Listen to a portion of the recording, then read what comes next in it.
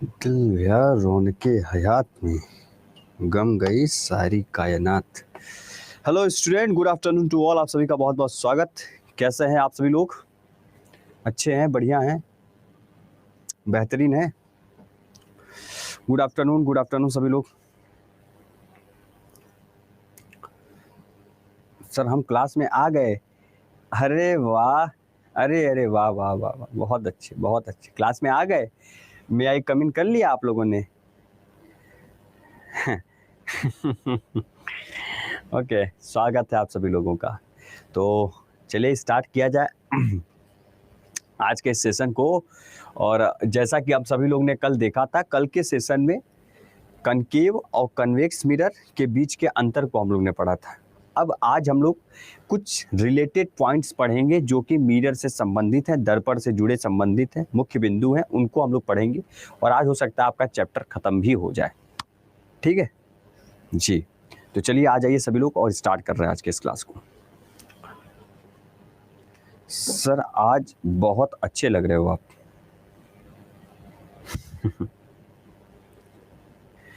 Sir वो BSSC के सभी के लिए है, 10 मिनट वाली क्लास आज आप लोगों ने देखा होगा, सभी के लिए है वो ऐसे, है ना। एक सेकंड जी, मैं पहले पानी मंगा लूँ, मैं अब तक प्यास लग रही है मुझको।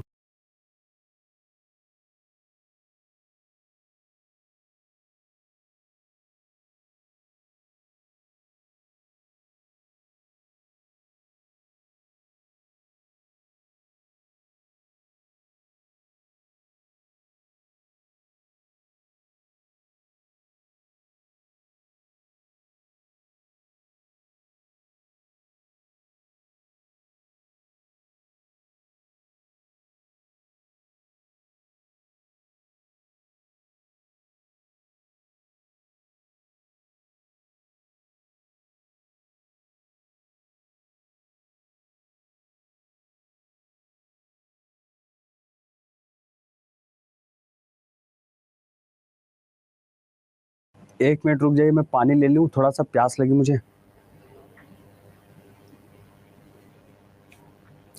ठीक है, थोड़ा चलिए, थोड़ा 2 मिनट रुकेंगे बस।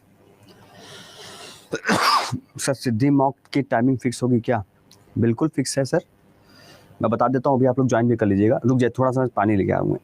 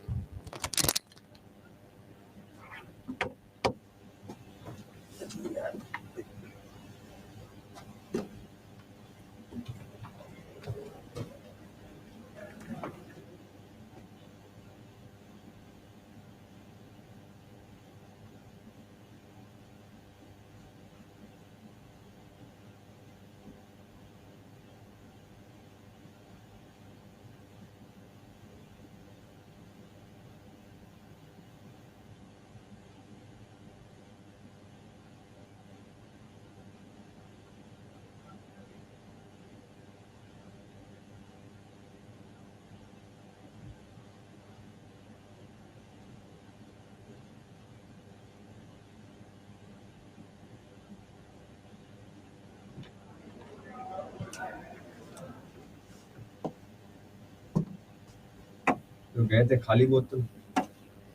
खाली बोतल लेकर, मिल गया भरा बोतल। देख ले, तू बता, पानी पी लेते हैं यार। तू ही है, तू ही तू।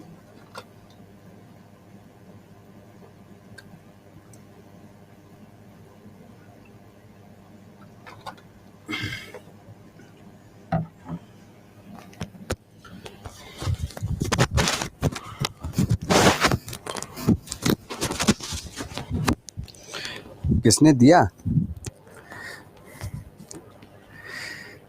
किसने दिया? अरे इतने सारे यहाँ पे हैं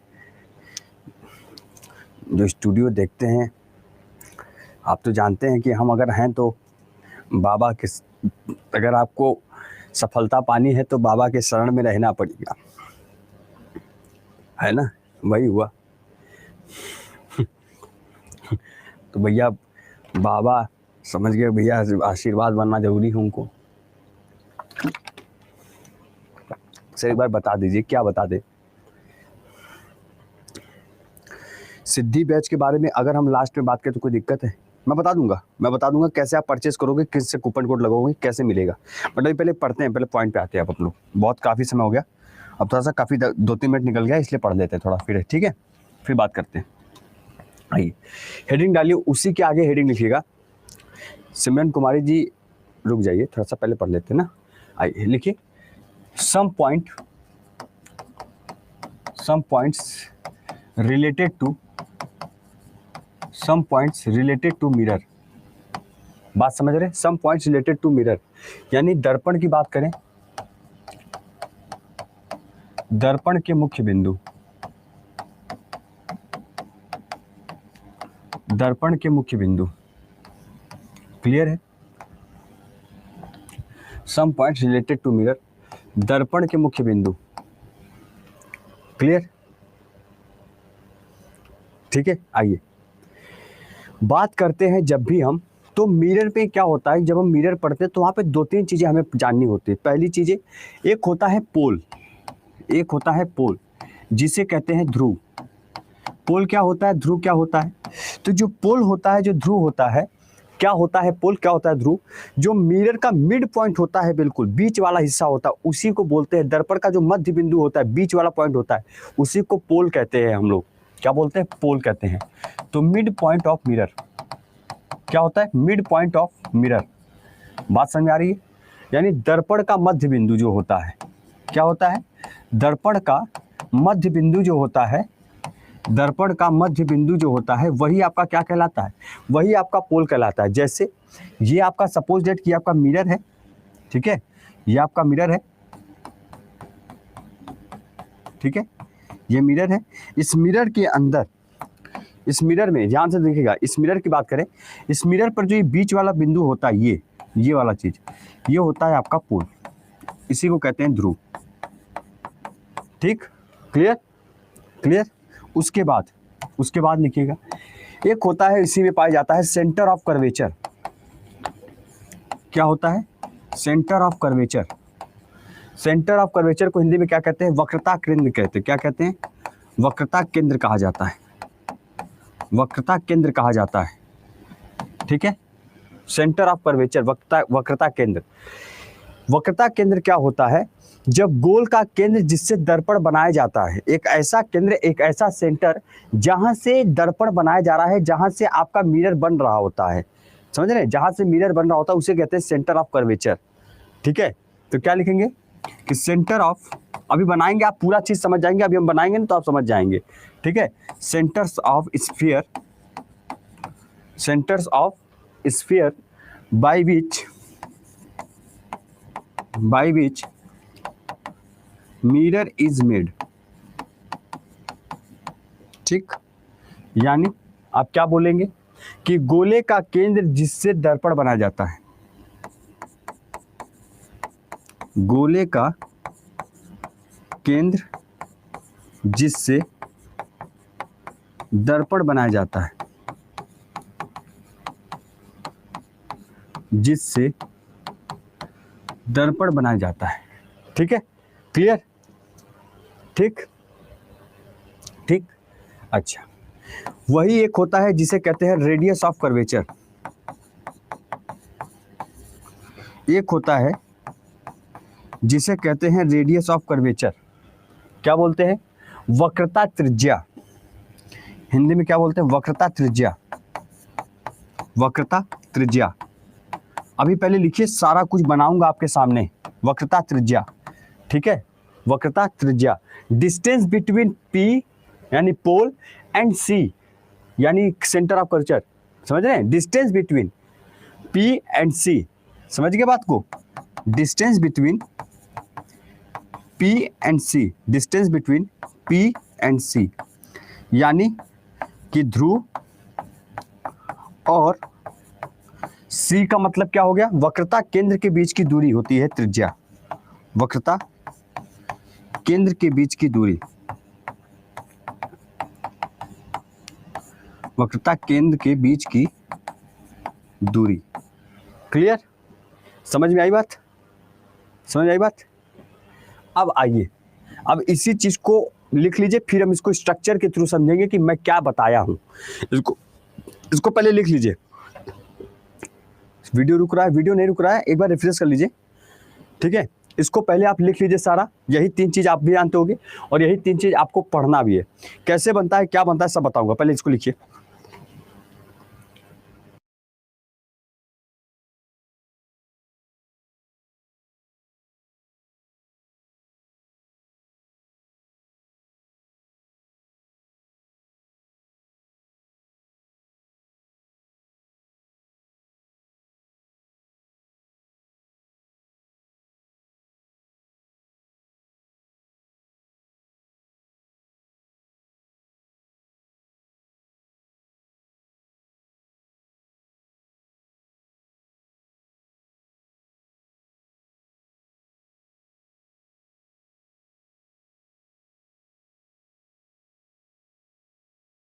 हो गया, डन। चलिए आगे चलते हैं, आगे चले, चलिए आगे आइए। देखिए ध्यान से देखिएगा, ये आपका एक मिरर है, ये आपका कौन सा मिरर है, कनकेव मिरर है, अवतल दर्पण है। कौन सा दर्पण है, अवतल दर्पण है, कनकेव मिरर है। इस तरीके से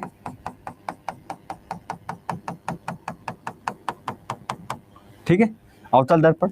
इस अवतल दर्पण में जो बीच वाला भाग है ये क्या है, ये पोल है, ये ध्रुव है, ये ध्रुव है, ठीक है, पोल है, ध्रुव है। सर बीएसएससी का दूसरा बैच ले लें, बीएसएससी का दूसरा बैच ले लीजिए। अगर आपको पढ़ना है विनायक बैच 5.0 वाला तो ले सकते, कोई दिक्कत नहीं है। डिस्काउंट कूपन कोड कौन सा लगाएंगे, अब कोड का फॉर्मूला बदल गया है। अगर सब उसको पढ़ना है, सभी टीचर से पढ़ना है तो आपको ये लगाना है, और केवल हमसे पढ़ना है तो भी ये लगाना है ना। तो अगर केवल एक लोगों से पढ़ना है तो आपको जो लगाना लगा लीजिए, सबसे पढ़ना है तो हमारा लगाना पड़ेगा आपको। चलिए आइए इधर देखिए, ये पोल है, यहां से मैंने कहा ये पोल है जहां पे सेंटर है। उसके बाद मैंने कहा कि जहां से मिरर को दिखाई दे, जहां से मिरर इमेज कैप्चर कर पाएगा, जहां से आपको दिखाई देगा, वो आपका पोर्शन हो जाएगा सेंटर ऑफ कर्वेचर का। क्या हो जाएगा, सेंटर ऑफ कर्वेचर। ये आपका पी है, ये आपका सी है, ठीक। और फिर इनके बीच में क्या होता है, यहां से यहां तक की जो पोर्शन होती है वो क्या होती है, यहां से यहां तक की पोर्शन की क्या होती है, radius of curvature.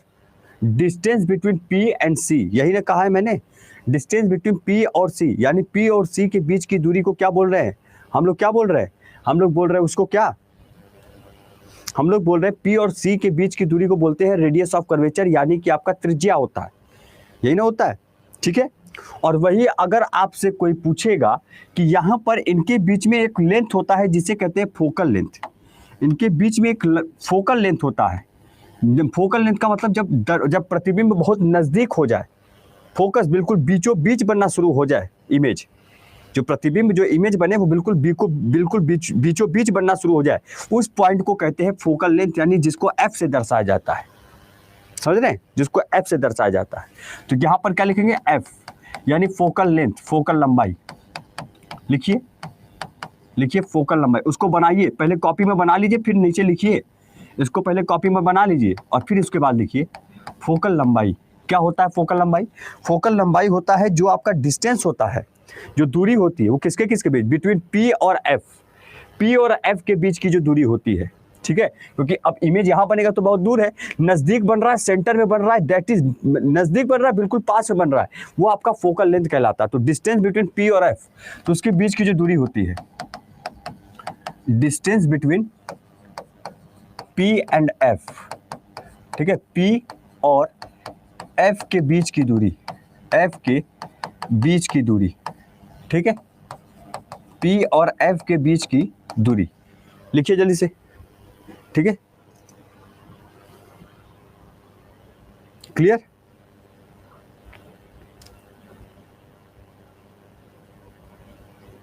Clear,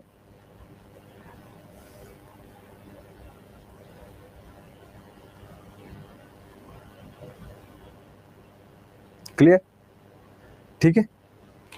focus क्या है, फोकस तो आपने मतलब ये तो फोकल लेंथ है, या तो आपने फोकल लेंथ देख लिया, ये तो इनके बीच की दूरी होती है फोकल लेंथ। वही अगर बात करें आपसे, वही अगर आपसे बात करेंगे कि फोकस क्या होता है, कि लोग कहते हैं फोकस करो, बिल्कुल फोकस करो, मतलब कि पी और सी के जो मिड पॉइंट होती है, इनके और इनके बीच की जो दूरी होती है, मतलब बीच में जो दूरी बनेगी, बीच में जो भी इमेज बनेगा, वो पॉइंट आपका क्या कहलाएगा, फोकस कहलाता है। एफ यानी फोकस, एफ यानी फोकस, एफ यानी फोकस, जिसको हम लोग क्या दर्शा रहे हैं, फोकस। क्या होता है फोकस, एक शब्द और पढ़ने को मिलेगा, फोकस। फोकस क्या होता है, mid point of P and C, mid point of P and C, ठीक है, पी और सी के बीच की मध्य बिंदु, पी और सी के बीच की जो मध्य बिंदु होती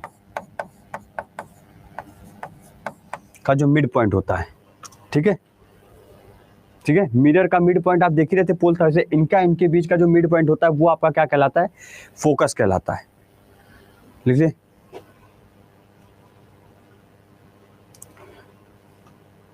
क्लियर, क्लियर है, ठीक। उसी के बाद लिखेगा, एक होता है प्रिंसिपल एक्सिस, ये यहां से इस तरीके से जाएगा, इस तरीके से प्रिंसिपल एक्सिस जाएगा, ठीक है, प्रिंसिपल एक्सिस, प्रिंसिपल एक्सिस जिसे क्या कहते हैं, मुख्य अक्ष कहा जाता है। क्या कहा जाता है, मुख्य अक्ष कहा जाता है। मुख्य अक्ष क्या होता है, मुख्य अक्ष, तो मुख्य अक्ष होता है जो आपका प्रिंसिपल एक्सिस होता है, क्या होता है, सीधी रेखा में जो पी, सीधी रेखा में जो पी एफ सी से होकर जाए, समझ रहे हैं, जो पी एफ सी से होकर जो रेखा जाती है, उस रेखा को हम लोग प्रिंसिपल ऑफ एक्सिस बोलते हैं, ठीक है। मतलब line passing through, line passing through P F and C, यानी सीधी रेखा जो पी एफ और सी से होकर जाए, और सी से होकर जाए, वो रेखा क्या कहलाती है, मुख्य अक्ष रेखा कहलाती है। सर सेकंड पॉइंट समझ में नहीं आया, फोकस ना, अभी समझाते हैं, अभी स्ट्रक्चर बनाएंगे, टेंशन ना लीजिए, अभी दिखाते हैं। ये और ये आपका होता है फोकस, ठीक है, ये होती है दूरी, फोकस। बात समझ आ रहा है, ठीक है, क्लियर।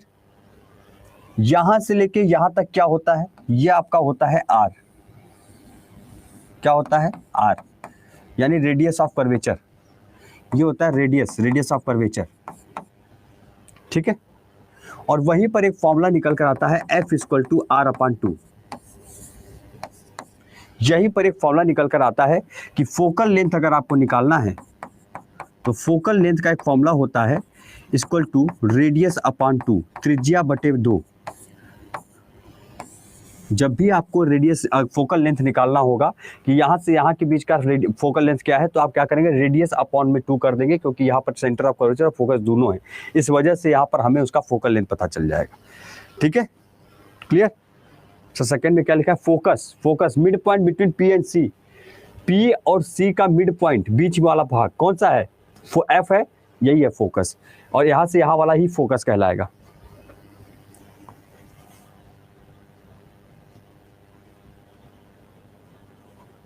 ठीक है, क्लियर, लिखिए जल्दी से, इसको लिखिए, फिर फॉर्मूला लिखते हैं मिरर इमेज का, जल्दी से।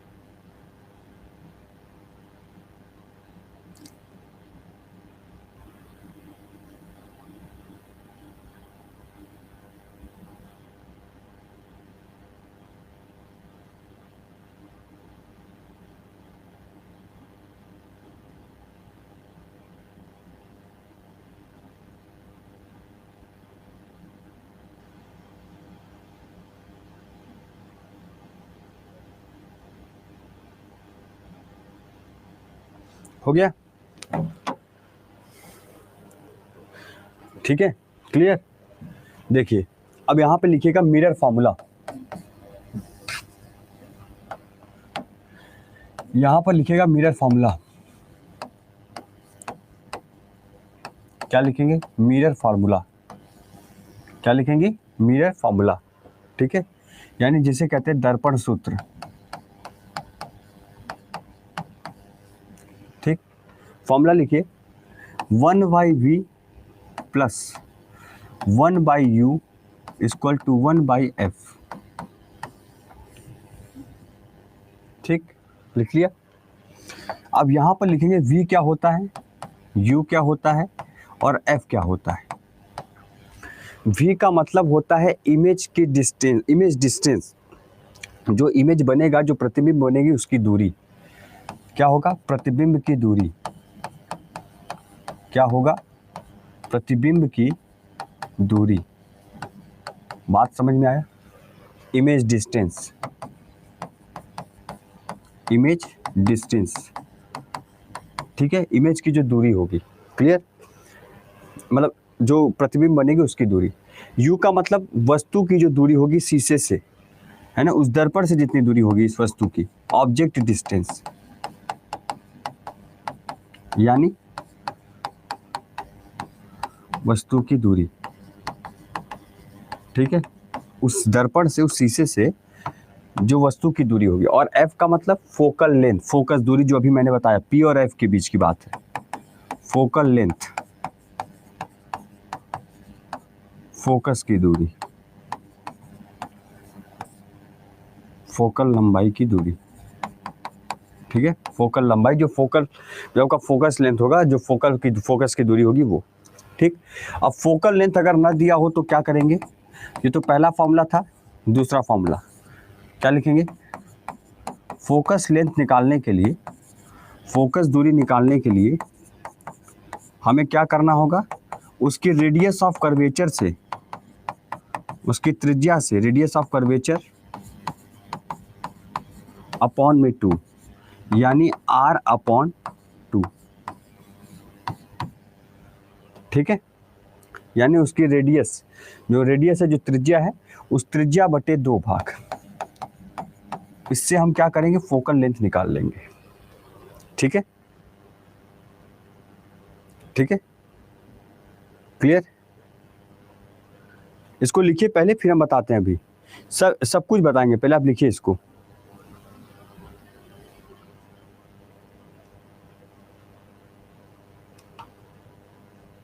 ठीक है, क्लियर।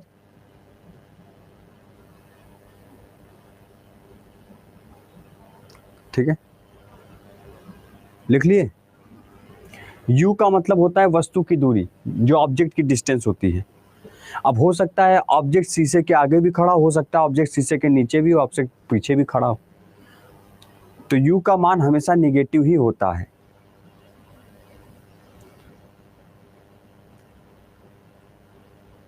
पूछता है कि बताइए फोकल लेंथ की अगर बात करें, फोकस की दूरी अगर कहें कि अवतल दर्पण में फोकल लेंथ का चिन्ह कैसा होता है, तो निगेटिव होता है। इसको भी मैं लिखवा देता हूं। सर आर के बाद क्या लिखा है, आर के बाद क्या लिखा है, त्रिज्या, त्रिज्या, ये त्रिज्या लिखा है।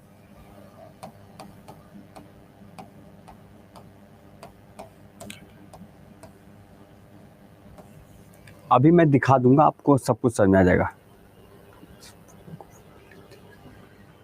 हाँ ये फोकस लेंथ, ये फोकल लेंथ ही है। अच्छा फोकस लेंथ, हाँ तो फोकल लेंथ कर लीजिए, लिख लीजिए।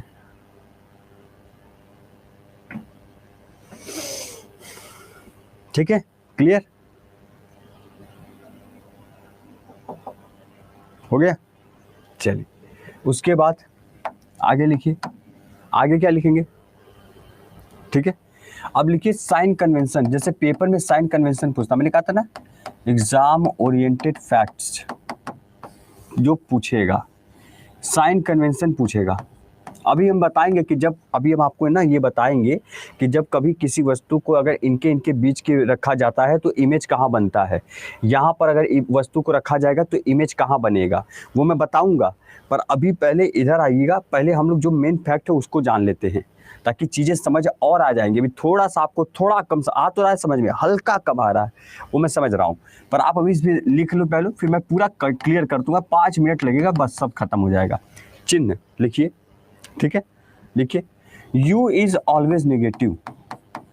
U जो होता है वो हमेशा क्या होता है, निगेटिव होता है। U क्या होता है, हमेशा निगेटिव होता है। यानी कि U का मतलब क्या था, वस्तु का मान पूछ रहा है, तो वस्तु का मान हमेशा कैसा होता है, वस्तु का मान हमेशा क्या होगा, ऋणात्मक होगा। क्या होगा, ऋणात्मक होगा। क्या होगा, ऋणात्मक होगा। बात समझ में आ रहा है कि ठीक है, क्लियर। ये बात कनकेव मिरर की हो रही है, अवतल दर्पण की भी हो रही है, ठीक है। वही अगर फोकल लेंथ की बात करें, किसकी बात करें, फोकल लेंथ की बात करें, ठीक है, लिखिए फोकल लेंथ, है ना। फोकस की बात करें, फोकस की जो दूरी होती है, फोकस दूरी की अगर बात करें, फोकल लेंथ की अगर बात करें तो क्या लिखेंगे कि फोकस दूरी जो होता है इन द कनकेव मिरर, किसमें, अवतल दर्पण में। अवतल दर्पण में हमेशा जो होता है फोकस दूरी जो होती है, अवतल दर्पण में, अवतल दर्पण में जो फोकस की दूरी होती है वो हमेशा कैसी होती है, अवतल दर्पण में फोकल की दूरी कैसी होती है, हमेशा निगेटिव होती है, इज निगेटिव। यानी ऋणात्मक होती है। क्या होती है, ऋणात्मक होती है, ठीक है, बात समझ आए। वही पर फोकल लेंथ की बात करें, focal length in convex mirror, अगर उत्तल दर्पण में कहे, उत्तल दर्पण फोकस की दूरी क्या होगी, उत्तल दर्पण फोकस की दूरी हमेशा पॉजिटिव होगा, पॉजिटिव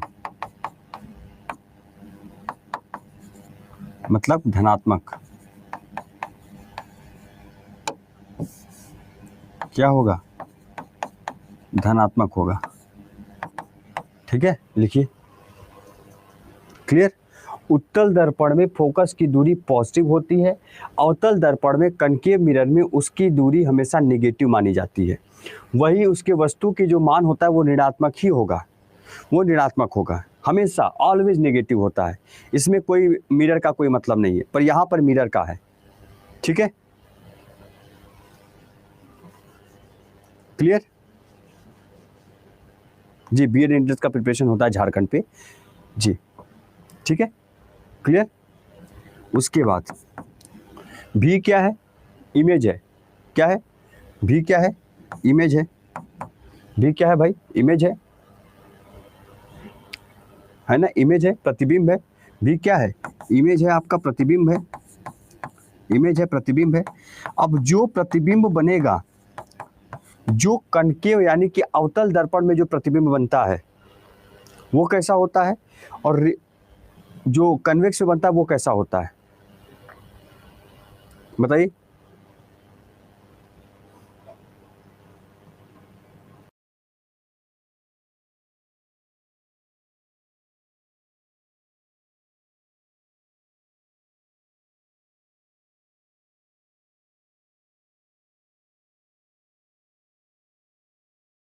ठीक है, इधर देखिए, वी यहाँ पे इमेज की बात करें, प्रतिबिंब की बात करें, अगर इमेज यानी आपका वी अगर जो आया है, अगर वो पॉजिटिव है, वो कैसा आया है, वो पॉजिटिव आया है। अगर प्रतिबिंब जो निकला है, अभी फॉर्मूला जो वी निकाल रहे हो, अगर वो पॉजिटिव आया है, धनात्मक आया है, तो वहाँ पर जो प्रतिबिंब बनेगा वो कैसा बनेगा, वर्चुअल और इरेक्ट बनेगा। वो कैसा बनेगा, वर्चुअल बनेगा, ठीक है, और इरेक्ट बनेगा। क्या बनेगा, आभासी होगा और सीधा होगा, आभासी होगा और सीधा होगा।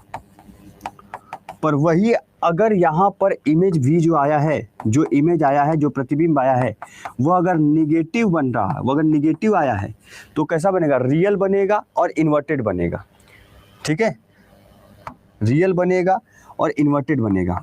क्या बनेगा? रियल तो होगा, वास्तविक होगा और उल्टा होगा, वास्तविक होगा और उल्टा होगा। ये बात आप याद रखेंगे, ठीक, ये बात आप याद रखेंगे, बहुत सही बात है यहाँ पे, इस बात को बड़ी गंभीरता से लीजिएगा। कहता है कि जब भी कभी अगर इमेज यानी आपका प्रतिबिंब अगर पॉजिटिव है, पॉजिटिव आ रहा है तो वो आभासी और सीधा होगा, और जब भी कभी अगर प्रतिबिंब जो इमेज बन रही है अगर वो निगेटिव आ रहा है तो वो रियल और इन्वर्टेड होगा। ये बात को लिख लीजिएगा, ठीक है, क्लियर है? वास्तविक होगा, उल्टा होगा। कब होगा? आपसे पूछेगा कोई भी इमेज वास्तविक उल्टा कब बनता है, तो आप बताएंगे जब प्रतिबिंब की मान क्या होगा, जब वैल्यू जो इमेज आएगी वो इमेज कैसे बनेगी? निगेटिव बनेगी, ठीक, ये चीज।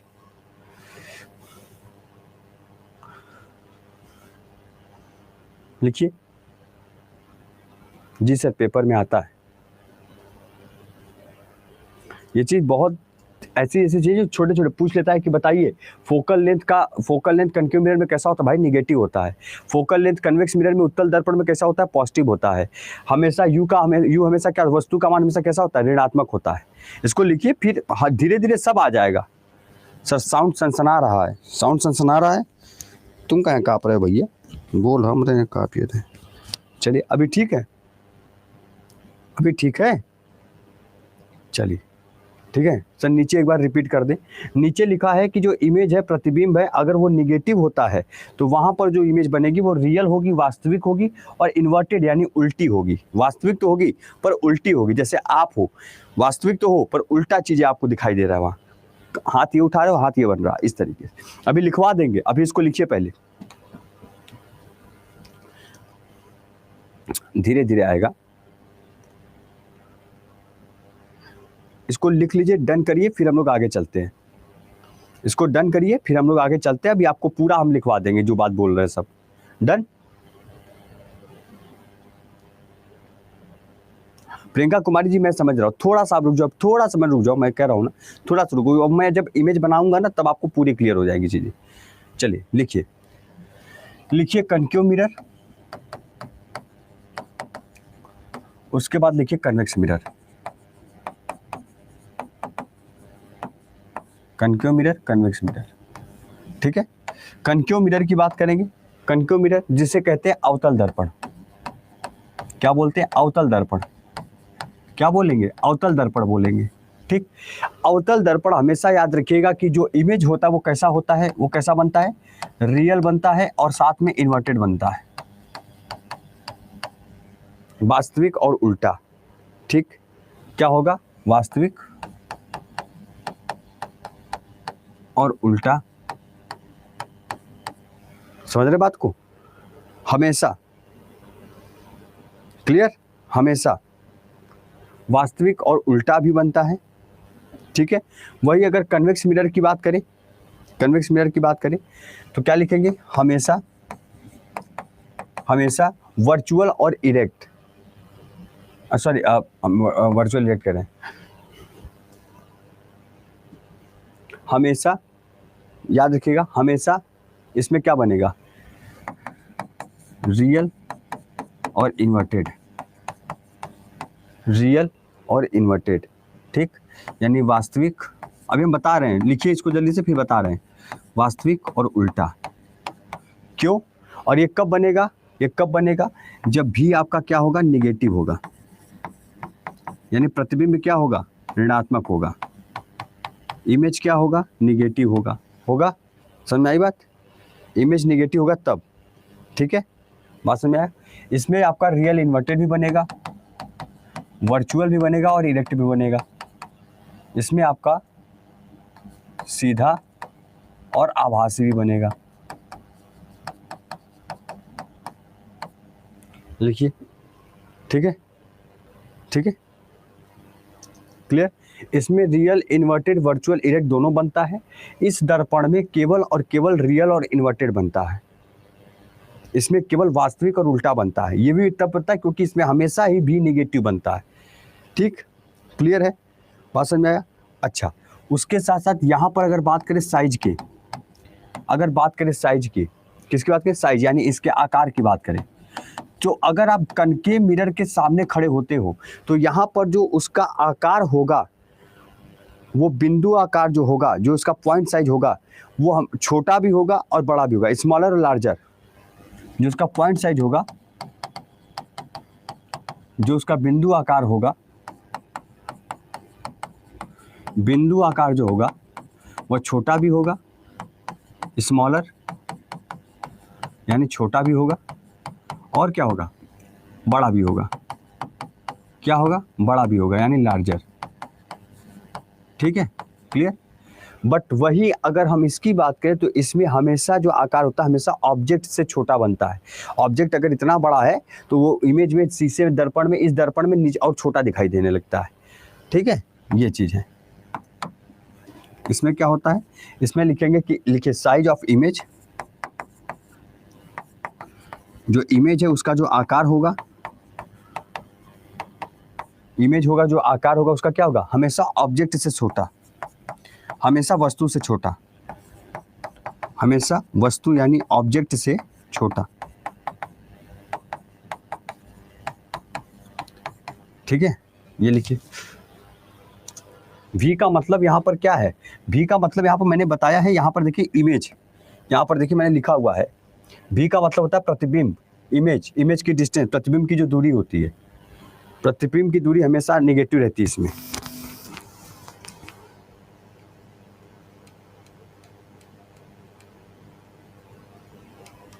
ठीक है, अरे 1 मिनट रुकिए, अच्छा यार, एक मिनट रुकिए, सॉरी 1 मिनट रुकिए, 1 मिनट रुकिए, दिमाग नहीं काम किया, वही तो मैं कह रहा हूँ, 1 मिनट रुकिए। ये रियल इन्वर्टेड होता है, ये हमेशा वर्चुअल और इरेक्ट बनाता है, सॉरी, ये हमेशा वर्चुअल और इरेक्ट बनाता है, यानी आभासी और सीधा। ठीक है, ये लिख लीजिएगा, चेंज कर लीजिएगा। ठीक है, V इक्वल टू, ऋणात्मक नहीं होगा यार, V इक्वल टू यहाँ पे पॉजिटिव हो जाएगा, चेंज कर लीजिएगा, सॉरी,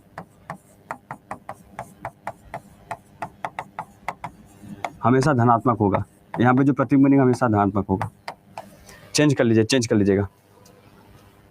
ठीक है, ये इमेज होगा, जो आकार होगा, जो प्रतिबिंब बनेगा वो हमेशा बड़ा बनेगा, उस पॉइंट साइज से जितना भी उसकी वस्तु की साइज होगी, जो भी वस्तु का आकार होगा हमेशा उससे बड़ा बनेगा। बहुत दूर होगा तब छोटा बनेगा, वो बिंदु पे डिपेंड करता है कि उसका बिंदु आकार कहाँ पे है, पास में खड़ा है कि दूर पे खड़ा है। ठीक है, याद रखिएगा, क्लियर।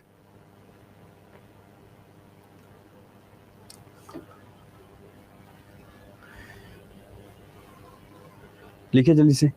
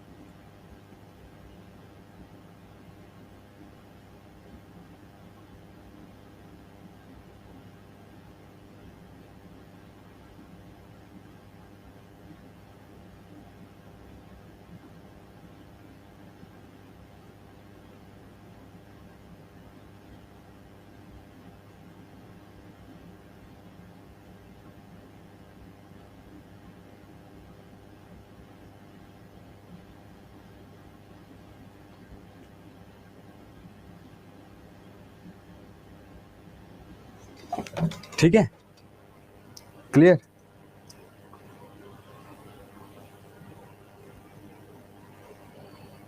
चलिए उसके बाद आगे लिखिए मैग्निफिकेशन। एक होता है मैग्निफिकेशन, मैग्निफिकेशन जिसे कहते हैं आवर्धन, क्या बोलते हैं? आवर्धन, क्या बोलते हैं? आवर्धन, ठीक है।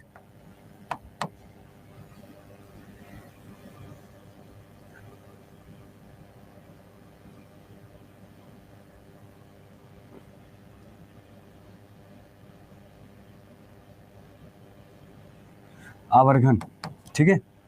मैग्निफिकेशन जिसे आवर्धन कहा जाता है, ठीक है। क्या होता है आवर्धन? कहता है कि how much time the image form the object, कितनी बार जो है, अगर हमें पता चले कि कितनी बार जो है इमेज बना है, कितनी बार आपका प्रतिबिंब बन रहा है, अगर ये हमें पता है, निकालना है, तो कैसे निकालेंगे? उसके लिए how much time the how much time the how much time the image how much time the image form the object, ठीक है। Image is from the object. अरे यार लिख लो थोड़ा सा, image is from the object, आप उसको change कर लीजिएगा। हाँ हाँ, आप उसको पीडीएफ एक बार देख लीजिए जाके, शायद बोर्ड में पड़ा होगा, आप उसको दोबारा से वापस मुझे भेज दीजिएगा जी। नहीं, मुझे आप व्हाट्सअप कर दीजिए, देन मैं दोबारा रीअपलोड करता हूँ उसको भी। How much time the image is from the object, ठीक है। लिखिए जरा सा, क्या लिखेंगे? किसी वस्तु का प्रतिबिंब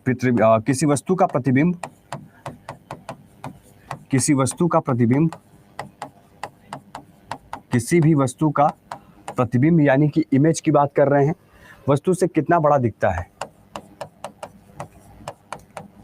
वस्तु से कितना बड़ा दिखता है,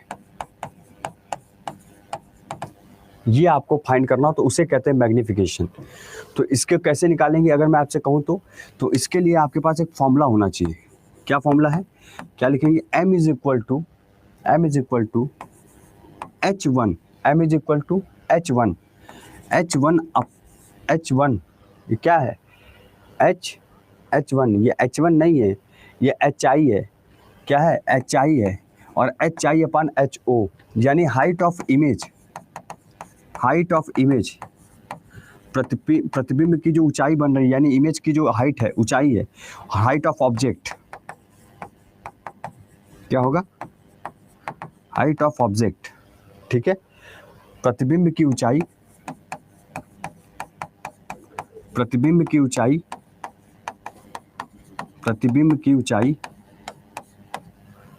बटे वस्तु की ऊंचाई,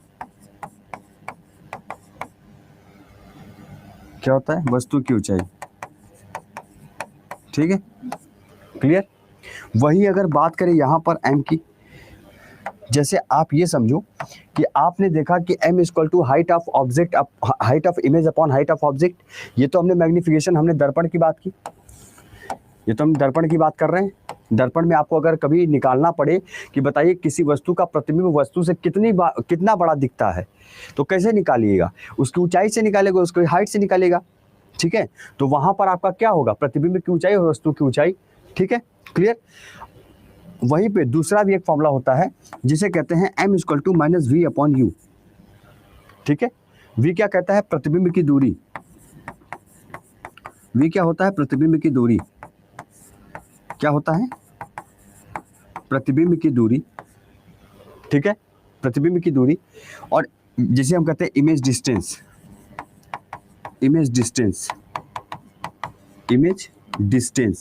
ठीक। क्लियर? और बी यू जो होता है वो होता है आपका वस्तु की दूरी,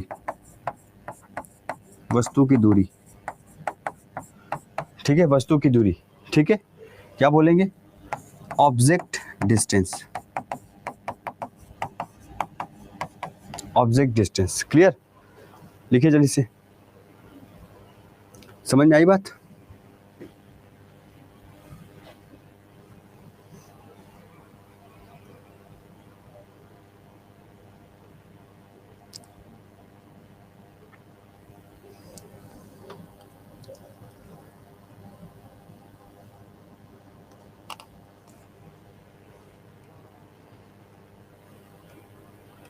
ठीक है, क्लियर है सभी को? ठीक, आज के लिए इतना रखें।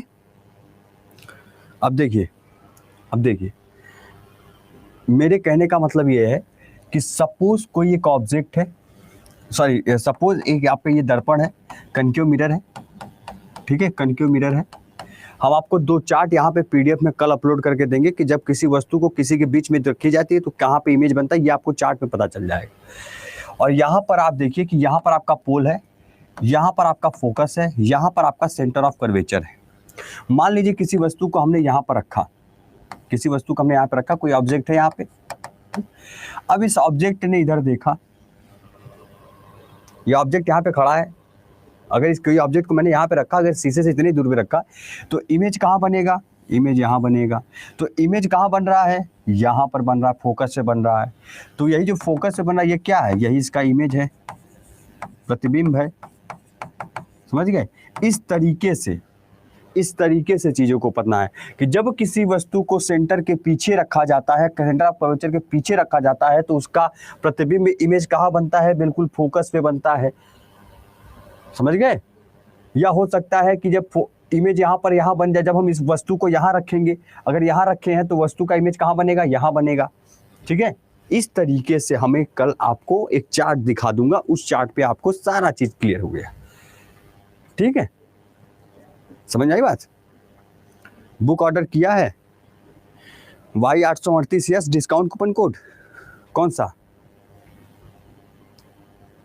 कूपन कोड यूज किया भाई? कूपन कोड यूज किया होगा ना आप लोगों ने?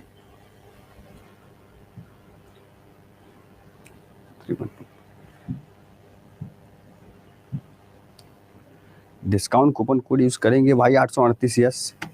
Y838 तो हमारा बैच कूपन कोड है। Y838 हमारा जो है, जब कोई मॉक टेस्ट परचेस करते हो, कोई बुक परचेस करते हो, और बल्कि यही नहीं, बिहार में ही नहीं बल्कि आप किसी अदर स्टेट में कहीं एक यूनिवर्सल कोड के तौर पर आप कोई अड्डा का कोई भी कुछ लेते हो तो वहाँ पे आपको Y838 लागोगे तो उतना ही डिस्काउंट मिलेगा जितना किसी और पे मिला, जबकि सबसे ज़्यादा ही डिस्काउंट होता है अपना।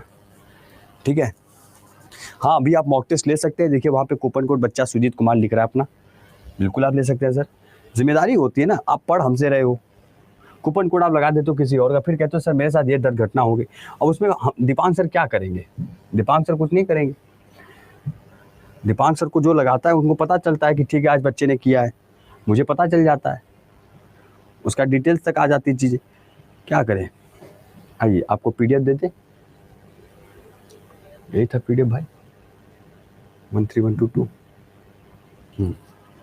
पीडीएफ दे दे, पीडीएफ दे दिए। एक मिनट रुके जरा, देखिए आज पॉलिटिक्स की क्लास हुई है, पीडीएफ लिखने सकता है, पॉलिटिक्स क्लास तो हो रही है। ठीक, कौन सी क्लास की